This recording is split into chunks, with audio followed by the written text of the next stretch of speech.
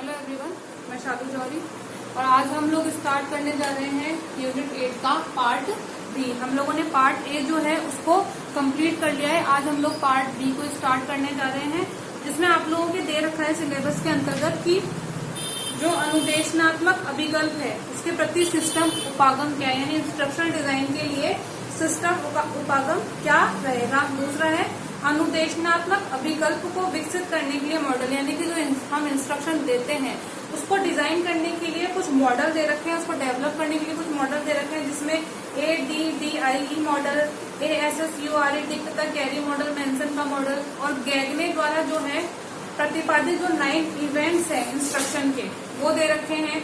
उसके अलावा 5E दे रखे हैं कंस्ट्रक्टिविज्म के, और रचनावादी अनुदेशनात्मक अभिकल्प के 9 तत्व दे रखे हैं। शिक्षा में कंप्यूटर का अनुप्रयोग दे रखा है, ई लर्निंग बता रखा है, उसके अप्रोचेस के बारे में बता रखा है। तो हमको बेसिकली यूनिट 8 के पार्ट बी में इन सबको स्टडी करना है। तो सबसे पहले हम लोग देख लेते हैं कि अनुदेशनात्मक अभिकल्प के लिए सिस्टम अप्रोच क्या रहेगी हमारी। तो आइए स्टार्ट करते हैं।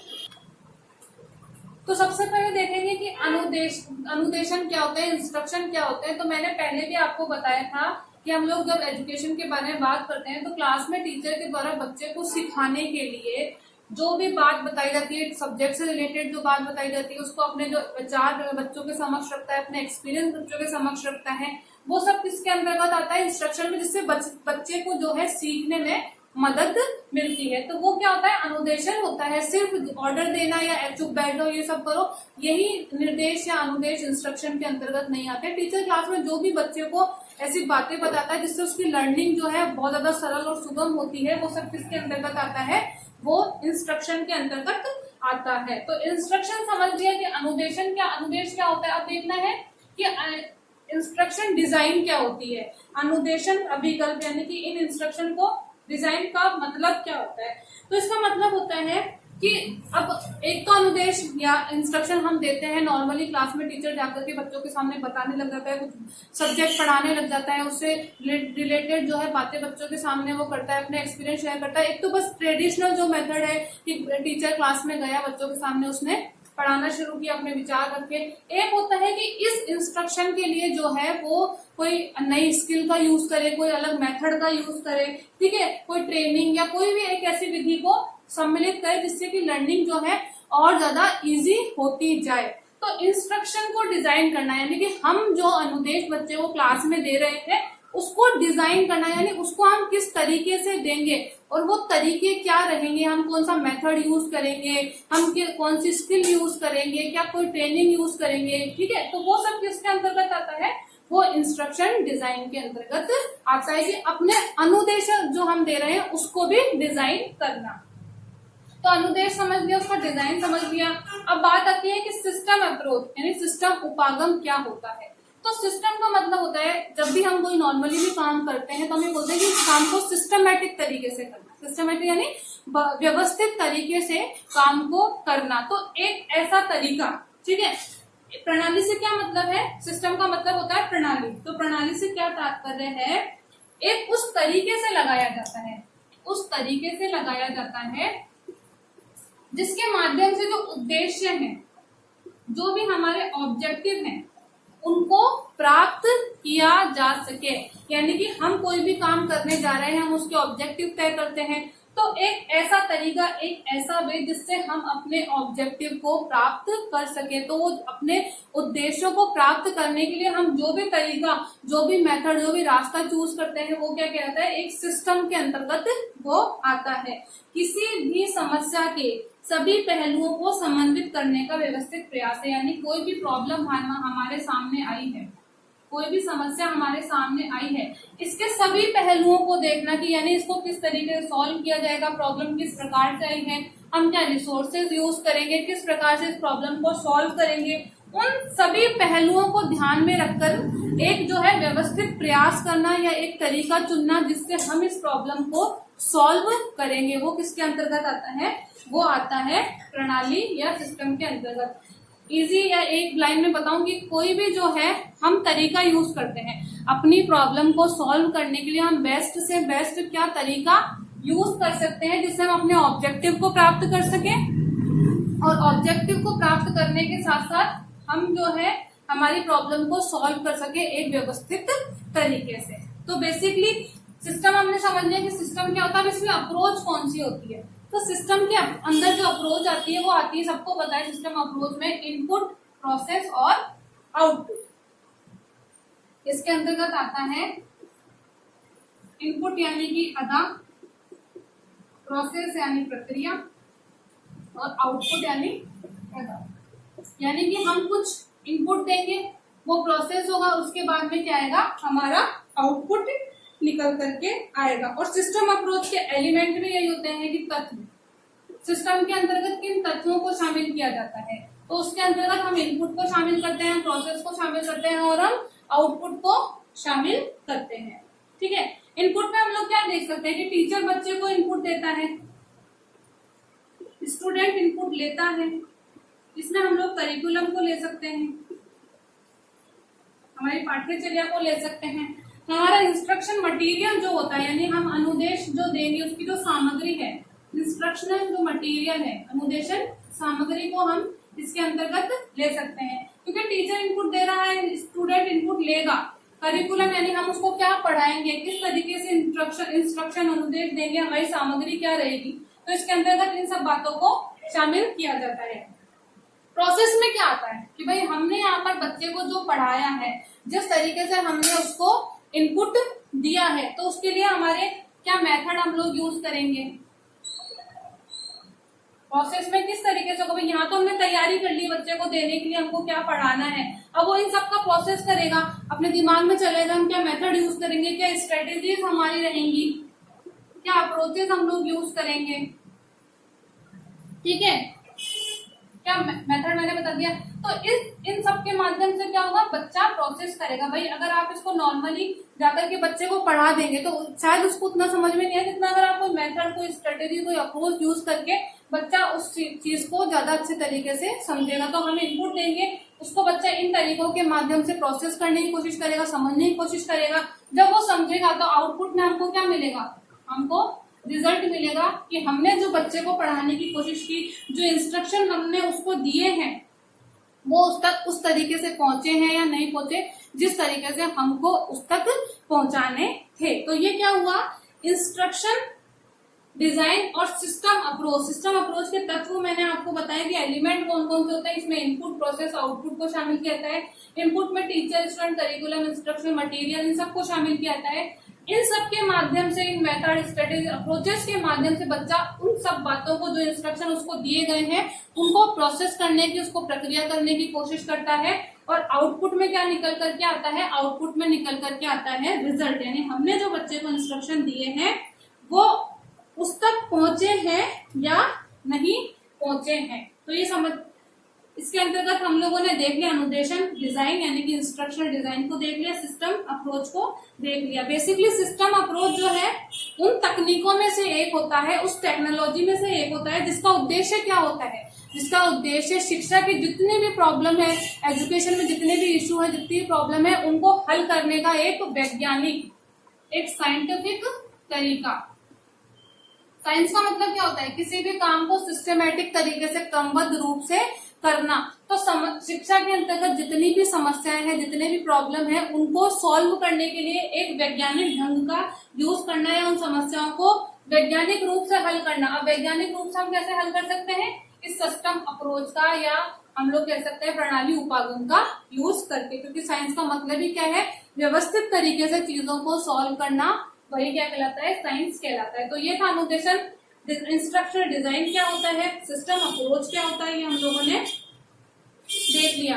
आगे आप लोगों के सिलेबस में दे रखा है कि ये जो इंस्ट्रक्शनल डिजाइन है, अनुदेशन, अभिकल्प या हम लोग डिजाइन जो करते हैं, उसको डेवलप करने के लिए मॉडल, उसको विकसित करने के लिए जो है मॉडल दे रखे हैं। तो वो मॉडल में दे रखा है ADDIE model, ASSURE model, Dick और कैरी का मॉडल। तो हम लोग इन मॉडल्स को देख लेते हैं। तो मॉडल पढ़ने से पहले हम लोग देख लेते हैं कि जब हम कोई इंस्ट्रक्शन डिजाइन करते हैं तो उसके स्टेप कौन कौन से होते हैं। तो उसमें सबसे पहले आता है कि समस्या की पहचान करना या टास्क को आइडेंटिफाई करना। मतलब कि हमको इंस्ट्रक्शन किस चीज के ऊपर देने हैं, हमको बच्चों को क्या सिखाना है, हमारा टास्क क्या है, हमारी प्रॉब्लम क्या है, तो उसको आइडेंटिफाई करना। उसके बाद में सिचुएशन को एनालिसिस करना कि किन सिचुएशन में या किन परिस्थितियों में हमको बच्चे को वो इंस्ट्रक्शन देने हैं, उसका एनालिसिस करना। उचित मैनेजमेंट की व्यवस्था को देखना। अगला है उद्देश्य की पहचान करना, यानी कि हम जिसके लिए अपना इंस्ट्रक्शन डिजाइन कर रहे हैं वो उद्देश्य हमारे कौन कौन से होंगे, हम बच्चे को क्या सिखाना चाह रहे हैं, उसके अंदर क्या चेंजेस लाना चाह रहे हैं, उन ऑब्जेक्टिव को आइडेंटिफाई करना। अगला है सामग्री का विशिष्टीकरण, यानी कि कौन सा मटेरियल हम लोग यूज करेंगे, कोई मेथड यूज करेंगे, किस मटेरियल के माध्यम से हम बच्चे को इंस्ट्रक्शन देंगे। जैसे मैंने अभी आपको बताया कि इंस्ट्रक्शन देने के लिए हम क्या करते हैं, अलग अलग प्रकार की स्किल का यूज करते हैं, मेथड का यूज करते हैं, मटेरियल का यूज करते हैं। तो क्या मेथड क्या मटेरियल रहेगा उसके बारे में डिसाइड करना। आगे है अभिकल्प प्रतिमान का निर्माण करना। जो डिजाइन हमारा मॉडल रहेगा, जैसे मॉडल आप लोगों के सिलेबस में भी दे रखा है ADDIE मॉडल, ASSUI मॉडल, इस तरीके से हम जो है किसी एक मॉडल का निर्माण करेंगे। अभिकल्प प्रतिमान का निर्माण करना यानी किसी एक मॉडल का निर्माण करना इंस्ट्रक्शन देने के लिए, क्योंकि इंस्ट्रक्शन देने के लिए भी अलग अलग मॉडल बताए गए हैं, तो हम किस मॉडल का यूज करेंगे उस मॉडल का जो है हमको निर्माण करना होगा। आगे हम लोग देखेंगे कि जो हमने मॉडल सोचा है या जो डिजाइन किया है उसका हम लोग टेस्ट करेंगे, उसका परीक्षण करेंगे कि हम अगर इस मॉडल को लागू करते हैं, बच्चों पर अप्लाई करते हैं, तो हमने जो उद्देश्य अपने सोचे हैं क्या ये उन उद्देश्यों को प्राप्त कर पाएगा या नहीं कर पाएगा, या हमने जो मॉडल बनाया है वो सही तरीके से बनाया गया है या नहीं बनाया गया है। उन सब बातों का टेस्ट करना, उनका परीक्षण करना। आगे आएगा कार्यान्वयन या अनुवर्तन, यानी कि इसको लागू कर देना। लागू करने के बाद में अगर हमने जो उद्देश्य सोचे हैं अगर वो उस उद्देश्य को पूरा करता है तो ठीक है, बच्चों को उससे इंस्ट्रक्शन दे दिए जाएंगे। बट अगर वो उन उद्देश्यों को पूरा नहीं करता तो उसको रिसाइकिल करना, अनुवर्तन करना, यानी कि जो ये पूरा प्रोसेस है उसको फिर से दोहराना। तो ये है कि हम कभी भी कोई जो इंस्ट्रक्शन डिजाइन करते हैं तो उसके स्टेप क्या क्या रहते हैं, समस्या की पहचान करना, परिस्थिति को एनालिसिस करना, सिचुएशन का एनालिसिस करना, प्रॉपर मैनेजमेंट की व्यवस्था को देखना, उद्देश्य हमारे ऑब्जेक्टिव क्या है उनको आइडेंटिफाई करना, हमारा मटेरियल हम क्या यूज करेंगे उसका विशिष्टीकरण करना, हमारा जो मॉडल क्या रहेगा, डिजाइन का कौन सा मॉडल रहेगा उसका निर्माण करना, जो हमने मॉडल बनाया है उसको टेस्ट करना, लास्ट में उसको लागू कर देना, इम्प्लीमेंटेशन, या फिर उसको रिसाइकिल करना। तो ये है स्टेप कि अगर किसी इंस्ट्रक्शन को हम डिजाइन करते हैं तो कौन कौन से स्टेप से होकर के हम लोग गुजरेंगे। तो हमने अनुदेशन समझ लिया, अनुदेशन की अभिकल्प यानी इंस्ट्रक्शन डिजाइन को समझ लिया, सिस्टम अप्रोच को समझ लिया, सिस्टम अप्रोच के एलिमेंट कौन कौन से हैं, इनपुट, प्रोसेस और आउटपुट, उनको हमने समझ लिया है। ठीक है, आगे हम लोग देखेंगे कि जो इंस्ट्रक्शन डिजाइन है उनको डेवलप करने के लिए, विकसित करने के लिए जो मॉडल आप लोगों के सिलेबस में दे रखा है हम उसके बारे में स्टडी करेंगे। तो सबसे पहला जो मॉडल दे रखा है वो है ADDIE मॉडल। तो इनका हम लोगों को ज्यादातर ध्यान क्या रखना है कि इनकी फुल फॉर्म क्या है, यानी कि इसका जो है पूरा नाम क्या है वो जो है हम लोगों को ढंग से अच्छी तरीके से याद होना चाहिए कि ए का मतलब क्या है, डी का मतलब क्या है, ये हमको अच्छे तरीके से याद होना चाहिए, क्योंकि बेसिकली जो क्वेश्चन बनता है वो यहीं से ही बनता है कि इसके जो ये जो पूरे नाम है उनको सीक्वेंस से लगाने के लिए आज इस प्रकार का क्वेश्चन बन सकता है। तो बेसिकली इसमें हमें इनके जो नाम है वो पूरे अच्छी तरीके से याद होने चाहिए, बहुत ज्यादा डिटेल में जाने की जरूरत नहीं है। तो ए का मतलब होता है एनालिसिस, यानी कि विश्लेषण करना। बी का मतलब होता है डिजाइन, अभिकल्प। इस डी का मतलब होता है डेवलपमेंट। आई का मतलब होता है इम्प्लीमेंटेशन, यानी कि लागू कर देना या कार्यान्वयन। और इस ई का मतलब होता है इवैल्यूएशन, यानी मूल्यांकन। तो सबसे पहले हम एनालिसिस करेंगे, उसके बाद में मॉडल को डिजाइन करेंगे, उसके बाद में उसको डेवलप करेंगे, ठीक है, उसके बाद में उसको लागू कर देंगे और अंत में उसका मूल्यांकन कर दिया जाएगा कि जिन उद्देश्यों की पूर्ति के लिए वो मॉडल बनाया गया है उन उद्देश्यों को वो मॉडल पूरा करता है या नहीं करता। तो 1975 में फ्लोरिडा यूनिवर्सिटी जो है उसमें इसको डेवलप किया गया था। फ्लोरिडा जो विश्वविद्यालय है उसके अंतर्गत इसको डेवलप किया गया था। तो बेसिकली कोर्स मटेरियल बनाने के लिए, कोर्स मटेरियल डेवलप करने के लिए, यानी कि हमको बच्चे को क्या पढ़ाना है उस मटेरियल को डेवलप करने के लिए जो है इस मॉडल का यूज किया जाता है। बहुत ही ज्यादा फ्लेक्सिबल है ये मॉडल, लचीला है और मानक है, यानी मानक जो है मॉडल के अंदर स्टैंडर्डाइज्ड जो है मॉडल के अंतर्गत ये मॉडल आता है। तो हम लोग ADDI की फुल फॉर्म क्या होगी? ए का मतलब एनालिसिस, डिजाइन, डेवलपमेंट, इम्प्लीमेंटेशन और इवेल्युएशन, यानी कि मूल्यांकन। तो इस तरीके से आपको क्वेश्चन दे सकते हैं कि इनके जो सीक्वेंस है, यानी डिजाइन को पहले बाद में रखते, डेवलपमेंट को पहले रखते, इस तरीके से कोई भी क्वेश्चन वो बना सकते हैं। तो हमको इसकी फुल फॉर्म पता होनी चाहिए, ठीक है। इसमें बच्चे की नीड्स को, ऑब्जेक्टिव को देखा जाता है, उसके बारे में डिजायर्ड आउटकम हमको क्या चाहिए, हमको बच्चे से आखिर में क्या प्राप्त करना है, उसके लिए जो है इस मॉडल को डिजाइन किया जाता है। कंटेंट डिजाइन करने के लिए कि हमको क्या इंस्ट्रक्शन देने हैं, क्या कोर्स मटेरियल हमको बनाना है, उसके लिए जो है इस मटेरियल को यूज किया जाता है। तो ये है ADDI model, analysis, design, development, implementation और इवेल्युएशन। बहुत ज्यादा डीप में जाने की जरूरत नहीं है, इनके सब जो है नाम याद कर लेना बस बहुत। आगे देखते हैं ASSURE मॉडल। दूसरा मॉडल है ASSURE मॉडल। ए का मतलब है यहाँ पर एनालिसिस लर्नर, यानी जो हमारा अध्ययन करता है, जो हमारा लर्नर है, उसको एनालिसिस करना। एस का मतलब है स्टेट ऑब्जेक्टिव। इसको इंग्लिश में याद रखेंगे तो ज्यादा सही रहेगा, क्योंकि हिंदी में नाम बदल जाते हैं, तो इंग्लिश में इजी रहेगा। आगे है सेलेक्ट, मेथड, मीडिया और मटेरियल।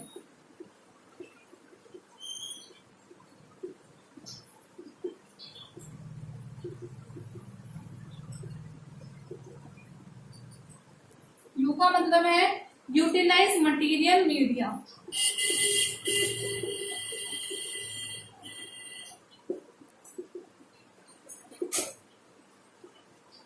आर का मतलब है रिक्वायर लर्नर पार्टिसिपेशन।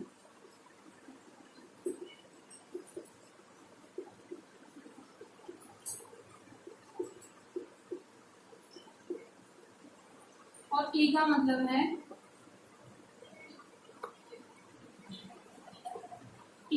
है इवेल्युएट एंड रिवाइज।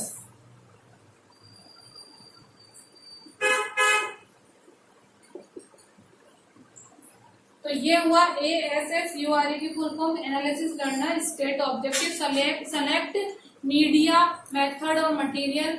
यानी कि सबसे पहले हम जो हमारा जो अध्ययन करता होगा उसका विश्लेषण करेंगे, उसके बाद में हम अपने उद्देश्यों को सेलेक्ट करेंगे, ठीक है। फिर हम लोग देखेंगे कि हम कौन सा मीडिया, किस मेथड को और किस मटेरियल को यूज करेंगे, उनका हम लोग सिलेक्शन करेंगे। उसके बाद में जो सिलेक्शन किए हुए मीडिया, मेथड और मटेरियल है उसको यूटिलाइज करेंगे, यानी उसका उपयोग करेंगे। आगे है रिक्वायर्ड लर्नर पार्टिसिपेशन, यानी इसमें अधिगमकर्ता जो है उसकी भागीदारी को सुनिश्चित किया जाएगा। लास्ट में ई का मतलब है इवेल्युएट करना, रिवाइज करना, यानी मूल्यांकन करना, उसको दोबारा से लागू करना अगर कोई गलती रह जाती है तो लर्नर में क्या एनालिसिस करेंगे कि हम उसके जनरल कैरेक्टरिस्टिक्स को, यानी उसका सामान्य क्या विशेषताएं हैं, उसकी क्या एज है, उसके सीखने का क्या स्टाइल है, यानी कि वो जल्दी सीखता है, लेट सीखता है, उसकी एज को देखेंगे। जनरल कैरेक्टरिस्टिक्स जो होते हैं बच्चे के उसको देखेंगे, एज देखेंगे, उसकी नीड क्या है, उसका इंटरेस्ट क्या है, इन सब बातों को जो है हम इसके अंतर्गत देखेंगे, उसका विश्लेषण करेंगे। जनरल बातों को लर्नर की देखा जाएगा इसके अंतर्गत। आगे देखेंगे इसमें हम बच्चे की क्षमताओं को देखेंगे, कंपटेंसी उसकी कि वो क्या कर सकता है, ठीक है। उसकी कंपटेंसी जो है उसको यहाँ पर देखा जाएगा, उसका विश्लेषण किया जाएगा।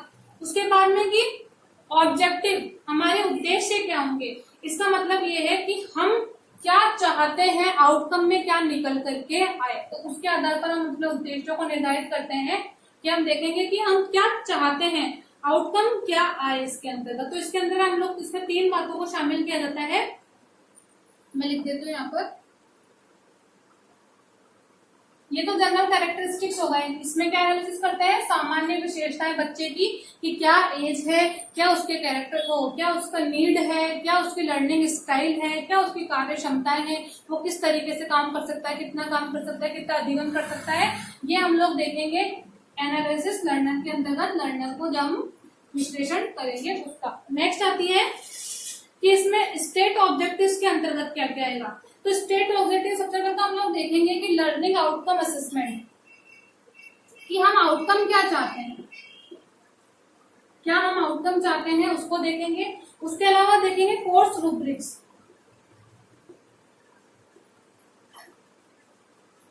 इसके अंतर्गत क्या क्या आता है, इसके अंतर्गत आता है स्किल आती है, इसके अंतर्गत बच्चे की क्या स्किल है, और क्या आता है इसमें प्रोफिशिएंसी आती है,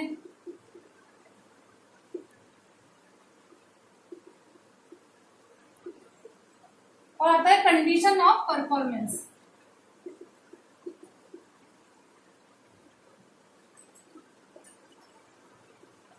बच्चे के अंदर क्या कौशल है, क्या उसकी प्रोफिशिएंसी निपुणताएं है, और परफॉर्मेंस की क्या कंडीशन है। तो स्टेट ऑब्जेक्टिव में क्या आउटकम रहेंगे उनको देखा जाता है। कोर्स रूब्रिक्स में इन 3 बातों को देखा जाता है, स्किल को, प्रोफिशिएंसी को, कंडीशन ऑफ परफॉर्मेंस को। तो ये बातें ध्यान रखना।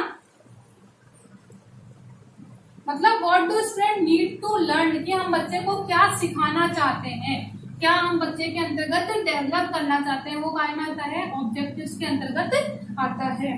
आगे है कि सेलेक्ट मेथड, मीडिया और मटेरियल, यानी कि हम कौन से मेथड, कौन सी मीडिया, किस मटेरियल को यूज करके बच्चे को इंस्ट्रक्शन देना चाहेंगे। तो इसमें हम लोग देखते हैं कि बच्चे को हम लोग फेस टू फेस जो है इंस्ट्रक्शन देना चाहेंगे, या ऑनलाइन टीचिंग के माध्यम से जो है इंस्ट्रक्शन दे देंगे, क्योंकि जो है इंस्ट्रक्शन हम सामने बैठ करके भी दे सकते हैं, ऑनलाइन टीचिंग के माध्यम से भी जो है हम लोग बच्चों को अनुदेशन दे सकते हैं। तो देखा जाएगा कि किस माध्यम से हम जो है बच्चे को अनुदेश या इंस्ट्रक्शन देना चाहते हैं। तो इसके अंतर्गत क्या करते हैं हम, सबसे पहले क्या करते हैं, सेलेक्ट इंस्ट्रक्शनल मटेरियल, ठीक है। उसके अलावा करते हैं प्रोड्यूस न्यू मटेरियल, यानी अगर हमारे पास मटेरियल नहीं है तो हम उसको प्रोड्यूस करते हैं, उसको बनाते हैं। प्रोड्यूस न्यू मटेरियल यानी नई सामग्री को उत्पादित करना। रीपर्पस एग्जिस्टिंग मटेरियल, यानी अगर पहले से कोई मटेरियल हमारे पास है उपलब्ध तो उसको दोबारा से यूज करना। तो सेलेक्ट करना सबसे पहले अपने इंस्ट्रक्शन मटेरियल के, हम किस मटेरियल के माध्यम से इंस्ट्रक्शन देंगे, ठीक है। प्रोड्यूस करना, अगर मटेरियल हमारे पास नहीं तो रीपर्पस एग्जिस्टिंग मटेरियल। ये 3 चीजें जो है सेलेक्ट, मेथड, मीडिया और मटेरियल के अंतर्गत आएंगी। अगला है यूटिलाइज मटेरियल और मीडिया, यानी कि हमने जो मटेरियल और मीडिया जो सेलेक्ट किया है उसको यूटिलाइज करना, कि यानी जो इंस्ट्रक्टर है, जो इंस्ट्रक्शन देने वाला है, वो कैसे इन मीडिया का और मटेरियल का यूज करेगा। तो सबसे पहले वो क्या करेगा, सबसे पहले प्रीव्यू मटेरियल, यानी जो मटेरियल उसने सेलेक्ट किया है उसका प्रीव्यू करेगा, यानी वो सही है भी या नहीं है। प्रीव्यू करते हैं लोग पहले से, पहले का मतलब पहले व्यू करना, उसको यूज करने से पहले, लागू करने से पहले उसको देख लेना। तो प्रीव्यू मटेरियल। और क्या करेगा, प्रिपेयर एनवायरमेंट, उसके लिए क्या करेगा, एनवायरमेंट जो है, वातावरण जो है उसको बनाएगा, उसको तैयार करेगा। और प्रोवाइड इंस्ट्रक्शन,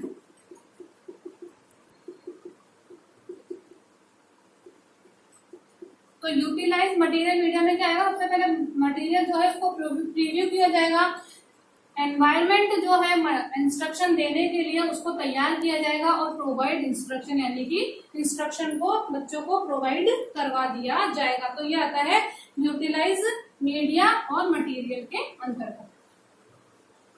अगला है रिक्वायर्ड लर्नर पार्टिसिपेशन, यानी कि हम जो बच्चे को, हमने इंस्ट्रक्शन जो है उसको प्रोवाइड करा दिया, हम लोग चाहते हैं कि जो बच्चा है अपना पार्टिसिपेशन जो है उसके अंतर्गत दिखाए, उसके अंतर्गत इंगेज हो, यानी एक्टिवली इंगेज हो बच्चा, हमने जो उसको इंस्ट्रक्शन दिए हैं। तो उसके लिए हम लोग क्या क्या कर सकते हैं, उसके लिए हम लोग डिस्कशन कर सकते हैं, और क्या कर सकते हैं, स्मॉल ग्रुप एक्टिविटीज हम लोग कर सकते हैं।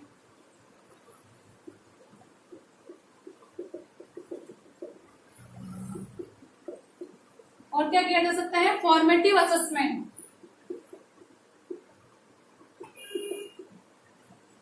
बीच बीच में जो है मूल्यांकन किया जा सकता है। तो क्या क्या कर सकते हैं, हमने बच्चे को मटेरियल प्रोवाइड करवा दिया, यूटिलाइज में हम लोगों ने देखा कि हमने बच्चे को जो है मटेरियल प्रोवाइड करवा दिया। अब हम लोग क्या कर सकते हैं, हम लोग चाहते हैं कि जो बच्चा है या जो लर्नर है वो एक्टिवली इंगेज रहे, हमने जो उसको मटेरियल या जो इंस्ट्रक्शन है प्रोवाइड करवाया है। तो उसके लिए क्या किया जा सकता है, डिस्कशन करवाया जा सकता है, ठीक है, स्मॉल ग्रुप एक्टिविटीज बच्चों के बीच में कुछ करवाई जा सकती है, कुछ क्रिया हम लोग करवा सकते हैं छोटे छोटे जो है ग्रुप बना करके। और क्या कर सकते हैं, हम बीच बीच में जो बच्चे को इंस्ट्रक्शन दिए हैं उसका मूल्यांकन कर सकते हैं, फॉर्मेटिव इवेल्युएशन हम लोग कर सकते हैं। तो ये हो गया कि रिक्वायर्ड लर्नर पार्टिसिपेशन के अंतर्गत क्या आएगा। अगला है इवेल्युएट एंड रिवाइज, यानी मूल्यांकन करना कि हम लोगों ने जो इंस्ट्रक्शन दिए हैं उनमें से वो कितने सही रहे हैं, कितना काम किया और कितना जो है नहीं लागू हो पाए हैं। हमने जिस चीज को, जिस ऑब्जेक्टिव को सोच करके इंस्ट्रक्शन दिए हैं उसको फुलफिल वो कर पाए हैं इंस्ट्रक्शन या नहीं कर पाए हैं, तो उसको इवेल्युएट करना। अगर नहीं कर पाए तो वापस से इस प्रक्रिया को लागू करना। तो इसके लिए हम लोग क्या कर सकते हैं, समेटिव इवेल्युएशन कर सकते हैं। समेटिव इवेल्युएशन जो क्लास के अंतर्गत किया जाता है।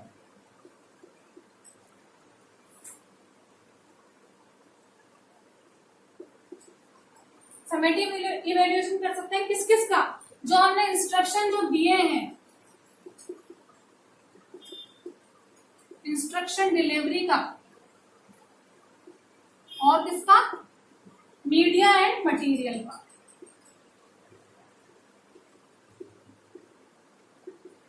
इवेल्युएट करने के लिए हम क्या कर सकते हैं, समेटिव इवेल्युएशन कर सकते हैं किन चीजों का, जो हमने इंस्ट्रक्शन दिए हैं, यानी हमने जो डिलीवरी करी है, अनुदेश देने की इंस्ट्रक्शन जिस प्रकार से दिए हैं उसका हम इवेल्युएशन कर सकते हैं। हमने जिन मीडिया और जिन मटेरियल को यूज किया है इंस्ट्रक्शन देने के लिए उसको हम लोग यहाँ पर इवेल्युएट कर सकते हैं। तो ये है हमारा ASSURE मॉडल, यानी लर्नर को एनालिसिस करना। क्या एनालिसिस करना, उसके जनरल कैरेक्टरिस्टिक्स, उसके क्या नाम से, उसकी एज क्या है, उसकी क्या नीड है, ठीक है, उसकी लर्निंग स्टाइल क्या है, उसकी कॉम्पिटेंसीज क्या है, इन सब बातों को हम लोग एनालिसिस करते हैं। स्टेट ऑब्जेक्टिव, इसके अंतर्गत क्या आते हैं, हम बच्चे को क्या लर्न करवाना चाहते हैं, क्या बच्चे को हम सिखाना चाहते हैं। तो हम इसमें देखते हैं कि हम कोर्स रूब्रिक्स जो है बनाते हैं, उसके अंतर्गत क्या बनाते हैं, स्किल को देखते हैं हम लोग, प्रोफिशिएंसी को देखते हैं हम लोग, कंडीशन और ऑफ परफॉर्मेंस को देखते हैं, यानी कि परफॉर्मेंस की कंडीशन क्या रहेगी, क्या स्थिति रहेगी, बच्चा किन कंडीशन में जो है परफॉर्म करेगा, प्रदर्शन करेगा। अगला है सेलेक्ट मीडिया, मेथड और मटेरियल, यानी हमको इंस्ट्रक्शन देने हैं, उसके लिए हमको मीडिया को, मेथड को और मटेरियल चूज करना पड़ेगा, हम उसका सिलेक्शन करेंगे।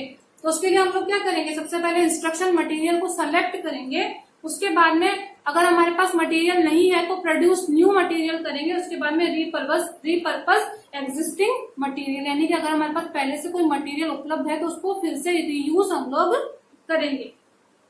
अगला है यूटिलाइज मीडिया और मटेरियल, यानी कि जो मटेरियल हमने सेलेक्ट किया है उसको हम यूटिलाइज करेंगे। उसके लिए हम लोग क्या करेंगे, सबसे पहले मटेरियल का प्रीव्यू करेंगे, प्रिपेयर एनवायरनमेंट और प्रोवाइड इंस्ट्रक्शन, बच्चे को जो है इंस्ट्रक्शन दे देंगे। अगला है रिक्वायर्ड लर्नर पार्टिसिपेशन, हम लोग चाहेंगे कि जो स्टूडेंट है वो एक्टिवली इंगेज रहे, किसके अंतर्गत, हमने जो इंस्ट्रक्शन उनको दिए हैं उसके अंतर्गत। इसके लिए हम लोग क्या कर सकते हैं, हम लोग डिस्कशन करते हैं, ग्रुप चर्चा कर सकते हैं, यानी स्मॉल ग्रुप एक्टिविटीज करवा सकते हैं, फॉर्मेटिव असेसमेंट कर सकते हैं, ये सब लोग हम लोग किसके अंतर्गत कर सकते हैं, रिक्वायर्ड लर्नर पार्टिसिपेशन के अंतर्गत। लास्ट में है इवेल्युएट और रिवाइज करना, यानी कि हम समेटिव इवेल्युएशन कर सकते हैं इंस्ट्रक्शन डिलीवरी का और मीडिया और मटेरियल का। तो ये हमने देख लिया कि ASSURE मॉडल क्या था। तो आप लोग जो इसके अंतर्गत जो मैंने बताया उनको ध्यान रखना, कंसेप्ट क्लियर करना बहुत जरूरी है कि क्या एनालिसिस होगा, किस प्रकार से ऑब्जेक्टिव बनेंगे। बाकी जो क्वेश्चन है हम लोग पढ़ करके भी सॉल्व कर सकते हैं, पर अगर हमारे पास कोई कंसेप्ट क्लियर होगा कि ये मॉडल है क्या, ये मॉडल कहना क्या चाहता है, तो हम लोग जो है क्वेश्चन भी जो है आराम से सॉल्व कर लेंगे। अभी हमारे पास टाइम कम है तो बहुत ज्यादा डीप में जाकर के हम लोग, मैं नहीं बता सकती आप लोगों को क्योंकि टाइम बहुत कम है, तो जितना कवर करवा सकती हूँ मैं उतना करवाने की कोशिश कर रही हूँ। बेसिकली जो मेन पॉइंट है उनको मैं आप लोगों तक पहुंचाने की कोशिश कर रही हूँ। अगला है डिक और कैरी मॉडल।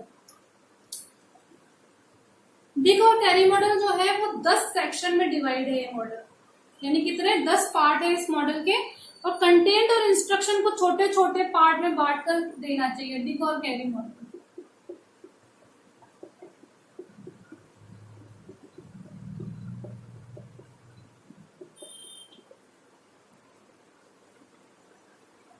डिक तथा कैरी मॉडल क्या कहता है कि जो भी इंस्ट्रक्शन हम देते हैं, यानी जो भी अनुदेशन हम लोग देते हैं, उनको छोटे छोटे पार्ट्स में डिवाइड करके देना चाहिए।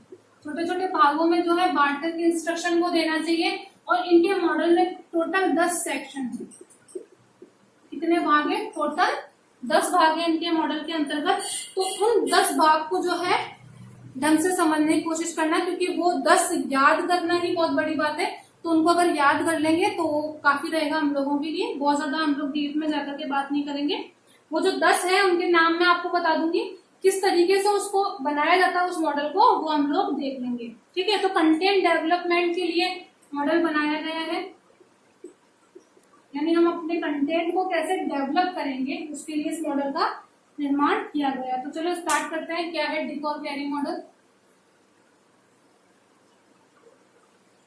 सबसे पहले जो है 10 जो सेक्शन है उनके नाम मैं आपको बता देती हूँ, उसके बाद में मॉडल किस तरीके से डिजाइन है वो हम लोग देख लेंगे। तो सबसे पहले identify goals,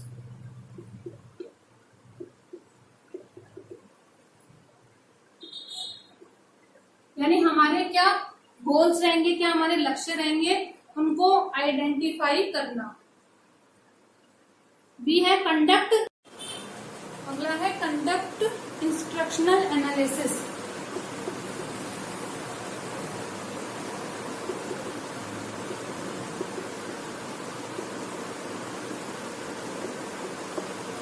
conduct instruction analysis. Third है identify entry behaviour.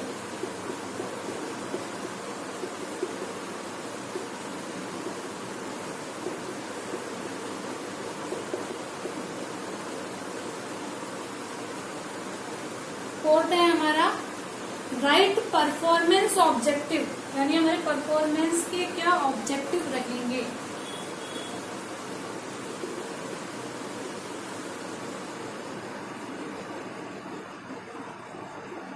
Performance objective. Next है develop criterion reference test.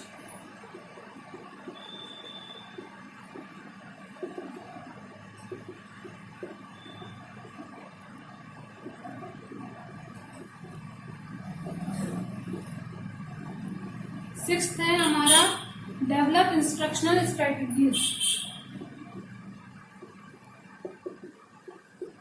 Instructional strategies,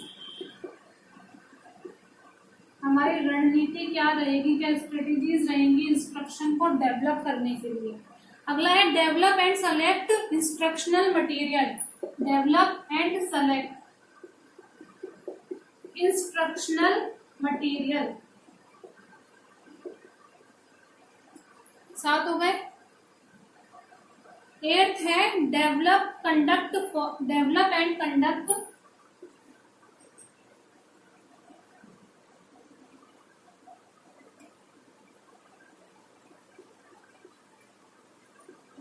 develop and conduct formative evaluation.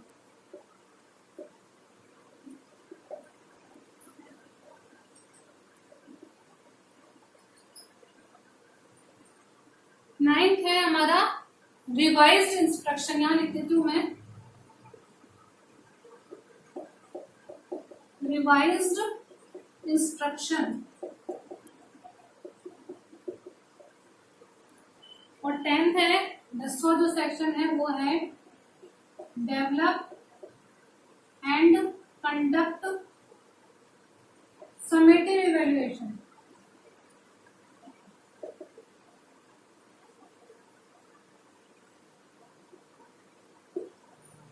तो सबसे पहली बात तो ये है कि आपको ये जो 10 नाम है डिक और कैरी मॉडल के, जो 10 नाम दे रखे हैं, जिसमें सबसे पहला है आइडेंटिफाई गोल्स। हमारे उद्देश्य जो है, लक्ष्य जो है, उनको पहचानना, उनको आइडेंटिफाई करना। कंडक्ट इंस्ट्रक्शनल एनालिसिस, इंस्ट्रक्शनल यानी अनुदेश विश्लेषण को कंडक्ट करना। आइडेंटिफाई एंट्री बिहेवियर, जो स्टूडेंट है उसके एंट्री बिहेवियर को आइडेंटिफाई करना। राइट परफॉर्मेंस ऑब्जेक्टिव, जो हमारे परफॉर्मेंस ऑब्जेक्टिव रहेंगे उनको लिखना। डेवलप क्राइटेरियन रेफरेंस्ड टेस्ट, ठीक है। अगला है develop instructional strategies, develop and select instructional material, develop and conduct formative evaluation और रिवाइज्ड इंस्ट्रक्शन, और develop and conduct summative evaluation. ये है हमारे 10 पॉइंट जो डिक और कैरी मॉडल के अंतर्गत दे रखे हैं। तो एक एक देख लेते हैं किसके अंतर्गत क्या क्या बताया गया है, बहुत ज्यादा डिटेल में नहीं, थोड़ा थोड़ा जान लेते हैं। तो थोड़ा थोड़ा हम लोग देख लेते हैं किसके अंतर्गत क्या क्या आएगा। तो आइडेंटिफाई गोल्स के अंतर्गत क्या आता है, इसके अंतर्गत हम ये देखते हैं कि जब हम इंस्ट्रक्शन देंगे बच्चे को, जब हम स्टूडेंट को अनुदेशन देंगे, इंस्ट्रक्शन देंगे, तो जब वो प्रोसेस खत्म हो जाएगी, यानी हम जब ये सारी प्रोसेस कर लेंगे, हम इसके माध्यम से इंस्ट्रक्शन दे देंगे, तो हम क्या चाहते हैं बच्चे के अंतर्गत क्या डेवलप हो, हमारा गोल क्या होगा, हम इसके अंतर्गत ये देखते हैं कि हम जो इंस्ट्रक्शन दे रहे हैं उसके बाद में बच्चे के अंदर क्या डेवलप होगा। तो हम यहाँ पर ये निर्धारित करते हैं कि हम बच्चे के अंदर क्या डेवलप करना चाहते हैं, तो अपने गोल को हम आइडेंटिफाई करते हैं। नेक्स्ट है कंडक्ट इंस्ट्रक्शनल एनालिसिस। इसके अंतर्गत ये होता है कि हम लोग ये देखते हैं कि जब बच्चा गोल को परफॉर्म करेगा, यानी जब बच्चे को इंस्ट्रक्शन देंगे उसको आगे परफॉर्म करेगा, तो उसके लिए क्या तो स्किल चाहिए, क्या तो हमें स्किल चाहिए, क्या कौशल चाहिए और क्या हमें नॉलेज चाहिए बच्चे के अंदर। यानी हम जब बच्चे को कोई इंस्ट्रक्शन देंगे तो उसको पूरा करने के लिए, फुलफिल करने के लिए बच्चे में क्या स्किल और क्या नॉलेज होना आवश्यक है, इसका हम लोग यहाँ पर एनालिसिस करेंगे। अगला है आइडेंटिफाई एंट्री बिहेवियर, जो लर्नर है उसका एंट्री बिहेवियर देखेंगे। तो एंट्री बिहेवियर में हम लोग देखते हैं कि लर्नर की क्या स्किल है, ठीक है, उसकी जो है प्रीवियस नॉलेज कितनी है, पूर्व ज्ञान हम लोग कह सकते हैं उसको कितना है, और क्या है उसका एटीट्यूड किस प्रकार का है। तो इसमें हम लोग क्या देखते हैं कि लर्नर की जो है स्किल क्या है, उसके अंदर कितनी नॉलेज, उसकी प्रीवियस नॉलेज कितनी है, उसका एटीट्यूड किस प्रकार का है। तो बेसिकली हम यहाँ पर लर्नर को एनालिसिस करते हैं, जो हम जिसको इंस्ट्रक्शन देने जा रहे हैं हम उसको एनालिसिस करते हैं। उसका एंट्री बिहेवियर, यानी जब हम उसको इंस्ट्रक्शन देने जा रहे हैं उससे पहले उसका बिहेवियर किस प्रकार का था, क्योंकि हमको देखना है कि जब हमने इंस्ट्रक्शन दे दिया, हमारी प्रक्रिया पूर्ण हो गई, तो उसके बिहेवियर में क्या चेंज आया है, हमारा उद्देश्य, हमारा गोल जो हमने डिसाइड किया है वो फुलफिल हुआ है या नहीं हुआ। इसलिए यहाँ पर हम पहले ही जो है लर्नर के बिहेवियर को, उसके स्किल को, उसके एटीट्यूड को एनालिसिस या आइडेंटिफाई करते हैं, ठीक है। अगला है राइट परफॉर्मेंस ऑब्जेक्टिव, मतलब यहाँ पर हमने जो लर्नर की ऑब्जेक्ट नॉलेज को, स्किल को, उसको एटीट्यूड को जो हमने ऑब्जर्व किया है, जो आइडेंटिफाई किया है, उसको हम लोग यहाँ पर देखते हैं या लिखते हैं, या उसको जो है ऑब्जेक्टिव के रूप में लेकर के आते हैं कि हमने जो लर्नर की स्किल को, नॉलेज को आइडेंटिफाई किया है, उसका एनालिसिस किया है, तो वो क्या क्या कर सकता है, ठीक है। हम लोग बच्चे को इंस्ट्रक्शन देंगे तो हम ये तो देखेंगे ना कि वो बच्चा उसको फुलफिल कर भी सकता है या नहीं कर सकता, वो उस इंस्ट्रक्शन के अनुसार काम कर भी सकता है या नहीं कर सकता। तो यहाँ पर हमने जो भी उसका एनालिसिस किया है, बिहेवियर का जो भी आइडेंटिफाई किया है, उसको हम लोग यहाँ पर लिखते हैं कि लर्नर क्या कर सकता है, ठीक है। तो इसके अंदर राइट परफॉर्मेंस ऑब्जेक्टिव के अंतर्गत बच्चा क्या क्या कर सकता है, किन कंडीशन में क्या करेगा, क्या क्राइटेरिया रहेगा, इन सबको हम लोग यहाँ पर लिखते हैं। परफॉर्मेंस का मतलब प्रदर्शन कैसा रहेगा, क्या तो उसका क्राइटेरिया रहेगा, किस प्रकार की कंडीशन रहेगी, क्या उसकी स्किल है, इन सबको हम लोग यहाँ पर देखते हैं, उसको लिखते हैं। आगे है डेवलप क्राइटेरियन रेफरेंस टेस्ट, यानी कि इसके अंतर्गत हम बच्चे की प्रोग्रेस क्या है, लर्नर प्रोग्रेस को हम मेजर करने के लिए जो है असेसमेंट टेस्ट को डेवलप करते हैं। यहाँ पर लर्नर ने कितनी प्रोग्रेस की है उसको मेजर करने के लिए एक जो है टेस्ट का निर्माण किया जाता है। अगला है डेवलप इंस्ट्रक्शनल स्ट्रेटेजीज, यानी कि हम जो इंस्ट्रक्शन देंगे उसके लिए हमारी स्ट्रेटेजीज क्या रहेंगी, क्या रणनीति रहेगी कि हम बच्चे को जो है इंस्ट्रक्शन किस प्रकार से देंगे, किस प्रकार से हम जो है बच्चे को इंस्ट्रक्शन देंगे, वो उन रणनीतियों को यहाँ पर तय किया जाता है। आगे है develop and select instructional material, यानी हमने यहाँ पर हमने स्ट्रेटेजीज तो बना ली, अब यहाँ पर हम लोग डेवलप करेंगे, सेलेक्ट करेंगे कि हमारा इंस्ट्रक्शनल मटेरियल क्या होगा, हमारी सामग्री क्या होगी अनुदेश देने की।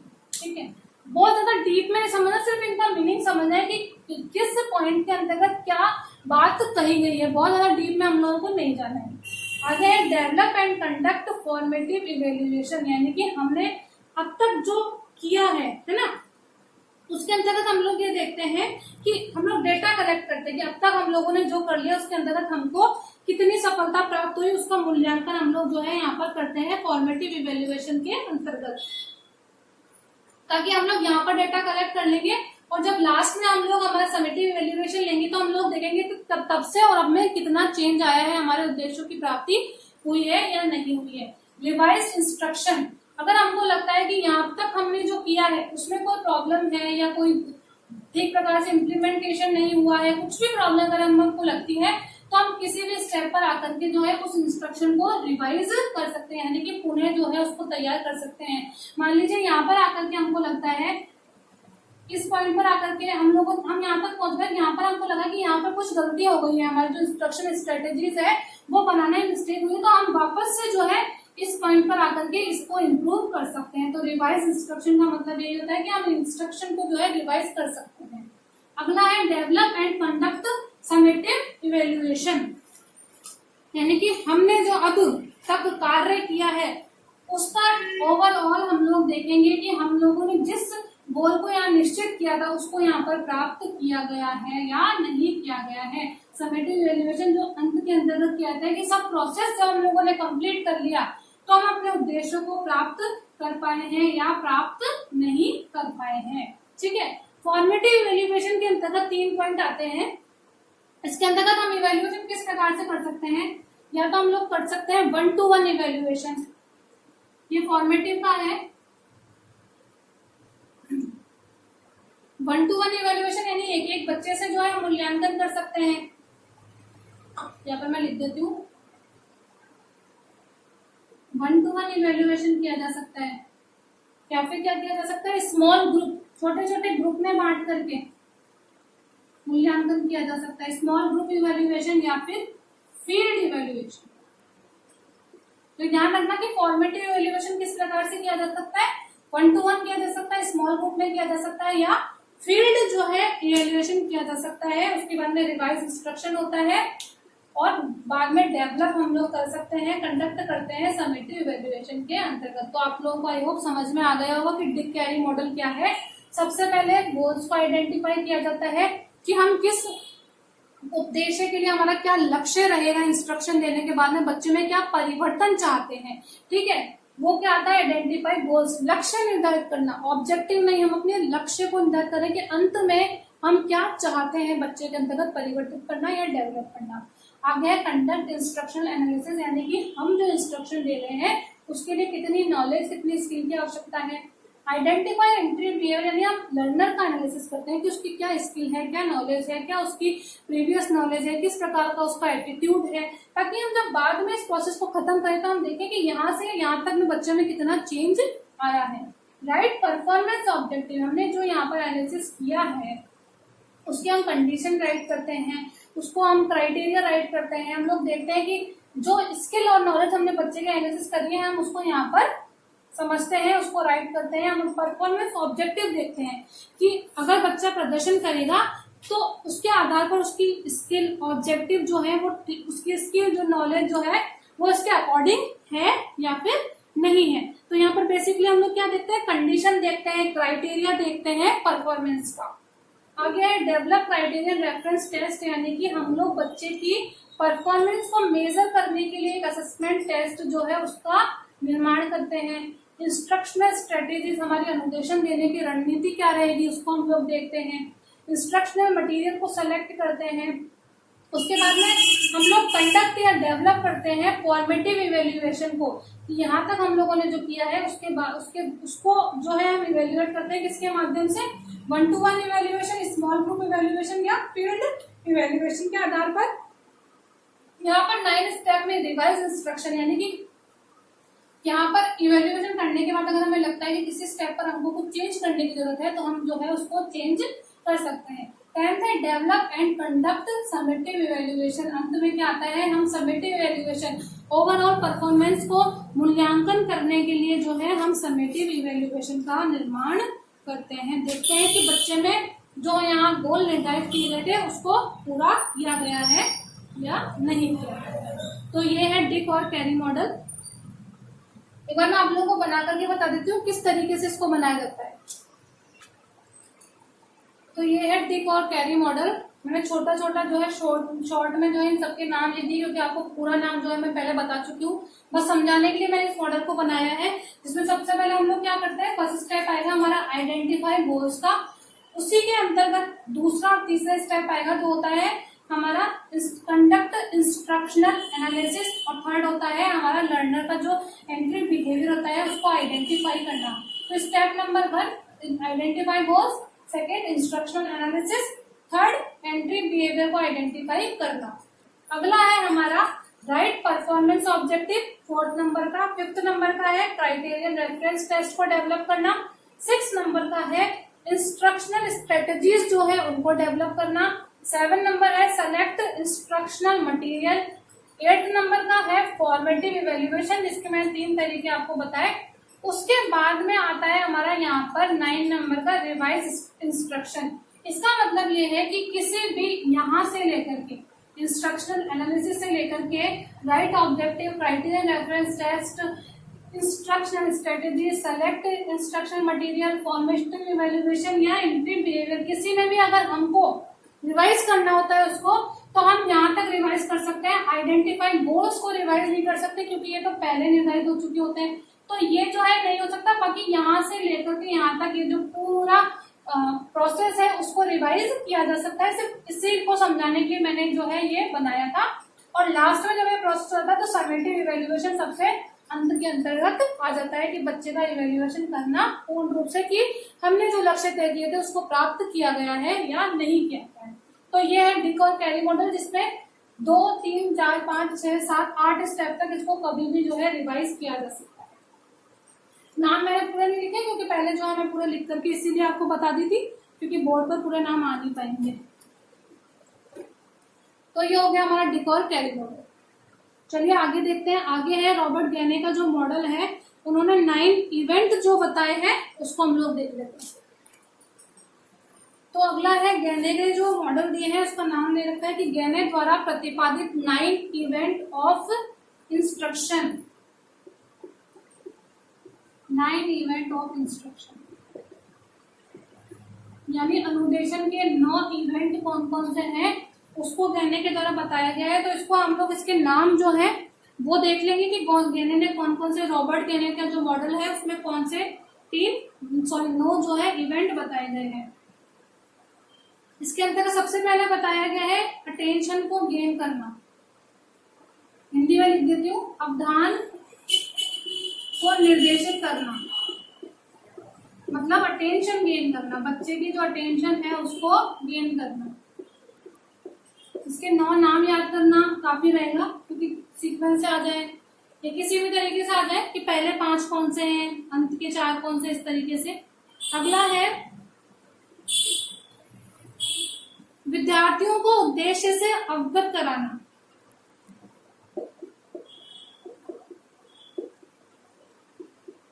हमने जो उद्देश्य बनाए हैं उनसे विद्यार्थियों को अवगत कराना यानी उनके बारे में जो है स्टूडेंट को बताना।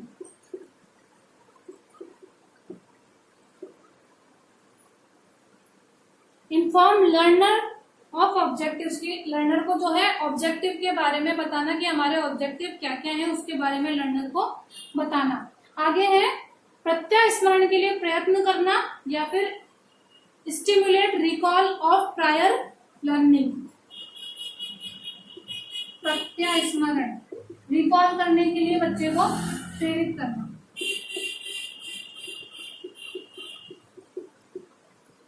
जो उसकी प्रीवियस नॉलेज है उसको रिकॉल करवाना, उसको रिकॉल करने के लिए उसको स्टिमुलेट करना कि अपनी जो उसकी प्रीवियस नॉलेज है वो उसको रिकॉल कर पाए। अगला है सामग्री प्रस्तुत करना, यानी जो मटेरियल है उसको प्रेजेंट करना, प्रेजेंट द मटेरियल, सामग्री प्रस्तुत करना, मटेरियल प्रेजेंट करना। अगला है प्रोवाइड लर्निंग गाइडेंस, अधिगम को मार्गदर्शन प्रदान करना।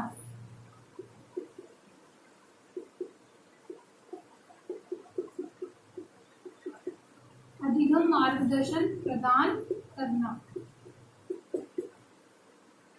गाइडेंस देना, हमारी जो लर्निंग है उसको गाइडेंस प्रोवाइड करना। धारणा में बढ़ोतरी करना, जो उसका अटेंशन है, जो उसकी धारणा है उसमें बढ़ोतरी करना।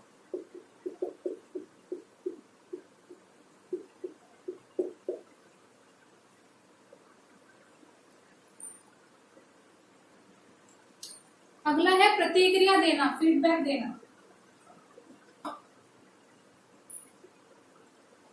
प्रतिपुष्टि, प्रतिक्रिया, पृष्ठ पोषण कुछ भी कह सकते हैं, फीडबैक देना। 1 2 3 4 5 6 7 8 है हमारा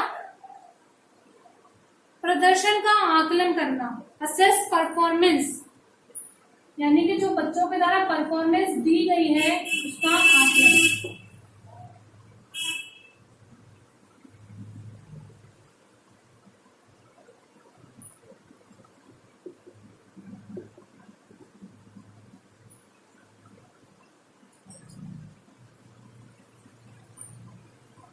अगला है प्रतिधारणा या स्थानांतरण को बढ़ाना, एनहेंस रिटेंशन एंड ट्रांसफर।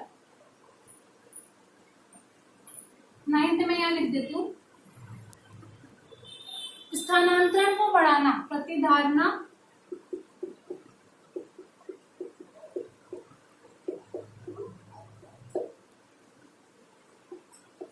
स्थानांतरण,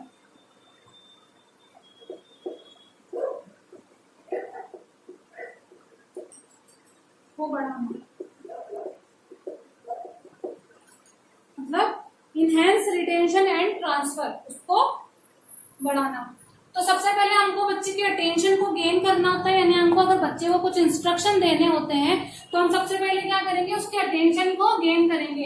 तो उसके लिए हम क्या कर सकते हैं, कोई भी ऐसा जाकर के बच्चे के सामने कुछ ऐसा एग्जाम्पल पेश करना या उसको कुछ स्टोरी इस तरीके से सुनाना जिससे हम बच्चे की जो अटेंशन को है अपनी तरफ आकर्षित कर सके। तो सबसे पहले अटेंशन गेन करेंगे। उसके बाद में है विद्यार्थियों को उद्देश्य अवगत कराना, मतलब ये बताना, जैसे हम लोग कहते हैं ना बच्चा आज हम लोग ये पढ़ने जा रहे हैं, तो उस तरीके से हमारे ऑब्जेक्टिव क्या है उससे जो है स्टूडेंट को अवगत कराना, उसके बारे में स्टूडेंट को बताना, इन्फॉर्म करना लर्नर को ऑब्जेक्टिव के बारे में। प्रत्यय स्मरण के लिए प्रेरित करना, यानी कि उसकी जो प्रीवियस नॉलेज है या प्रीवियस जो लर्निंग है उसको रिकॉल करने के लिए उसको प्रेरित करना, उसके सामने इस प्रकार की स्टोरी बताना या उसको स्टिमुलेट करना कि जिससे वो अपनी जो उसकी प्रीवियस नॉलेज है उसको रिकॉल कर सके। बीएड में भी जब हम लोग लेसन प्लान बनाते हैं तो हम लोग प्रीवियस नॉलेज से रिलेटेड जो क्वेश्चन बनाते हैं ताकि बच्चा जो नया हम लोग उसको पढ़ाने जा रहे हैं उससे प्रीवियस नॉलेज को जो है कनेक्ट कर सके। तो यहाँ पर हम लोग क्या करते हैं, उसकी प्रीवियस नॉलेज को रिकॉल करने के लिए बच्चे को प्रेरित करते हैं। आगे है उसके सामने हम सामग्री प्रस्तुत करते हैं, यानी हम जो एक तरीके से हम लोग कह सकते हैं हमने इंस्ट्रक्शन देने के लिए जो भी मटेरियल बनाया हुआ होता है कि हम लोग उसको पीपीटी के माध्यम से इंस्ट्रक्शन दे रहे हैं या बोर्ड पे दे रहे हैं या कोई अलग एक्टिविटी उनसे करवा रहे हैं, क्या है हमारा इंस्ट्रक्शन देने का मेथड, क्या है, क्या मटेरियल है, वो उन बच्चों के सामने प्रस्तुत किया जाता है। आगे आता है कि अधिगम मार्गदर्शन प्रदान करना, यानी मटेरियल पेश कर दिया, इंस्ट्रक्शन हमने उनको दे दिया, लेकिन हमको बच्चे को गाइडेंस करने की भी जरूरत होती है। बीच बीच में कुछ बच्चा गलती कर रहा होता है तो हम उसको बताते नहीं बेटा ऐसे नहीं इस प्रकार से करो।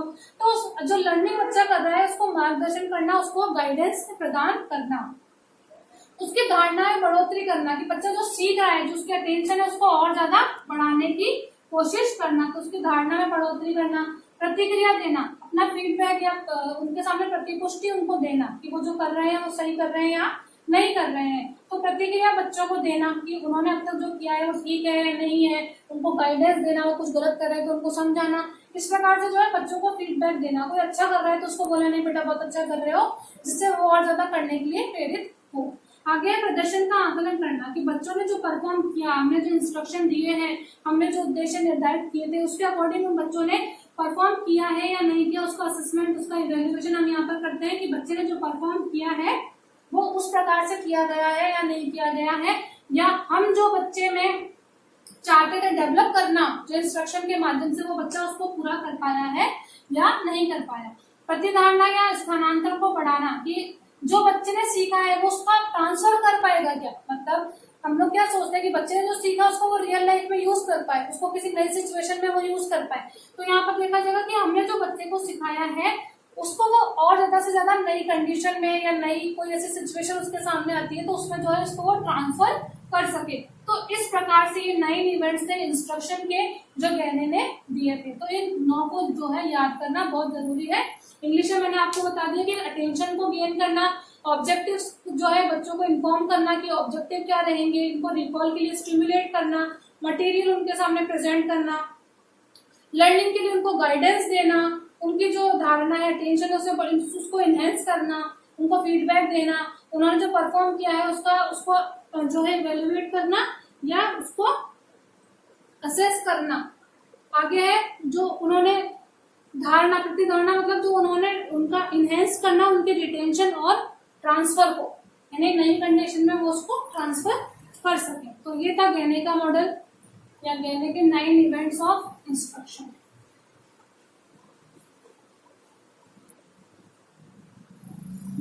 अगला आपके दे रखा है 5 E's ऑफ कंस्ट्रक्टिविज्म, यानी रचनावाद जो है, कंस्ट्रक्शनिज्म जो है उसके 5 E's कौन कौन से हैं। तो बहुत छोटा सा है। तो पहला है इसमें ई, वो है इंगेज। इंगेज का मतलब होता है संलग्न होना, बच्चा इंगेज हो जाए, एक्सप्लोर, और ज्यादा से ज्यादा एक्सप्लोर कर सके, अन्वेषण कर सके। थर्ड ई का मतलब है एक्सप्लेन कर सके। फोर्थ का मतलब है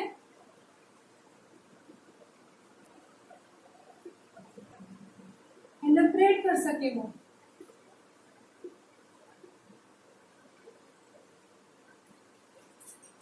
और इवेल्युएट।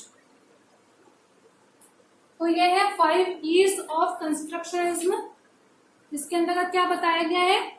पहला ही यानी इंगेज, यानी बच्चा संलग्न रहे, जो उसको बताया जा रहा है उसके अंतर्गत वो ज्यादा से ज्यादा एक्सप्लोर कर सके, अपने नॉलेज को एक्सप्लोर कर सके, उसको एक्सप्लेन कर सके, उसको एलिब्रेट कर सके, फैलाव जो होता है वो कर सके, उसको इवेल्युएट कर सके, जो उसने सीखा है उसका वो मूल्यांकन कर सके।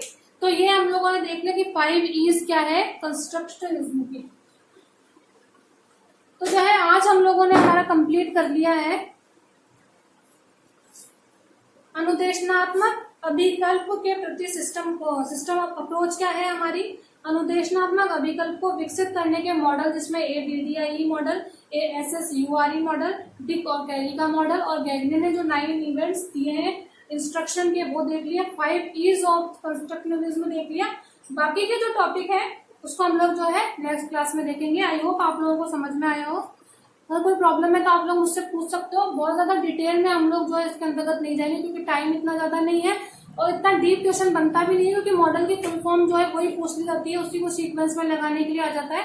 तो उतना ही अगर हम लोग याद कर लेते हैं, देख लेते हैं, कंसेप्ट क्लियर कर लेते हैं तो काफी रहेगा। तो आगे हम लोग नेक्स्ट क्लास में देखेंगे। Okay, thank you.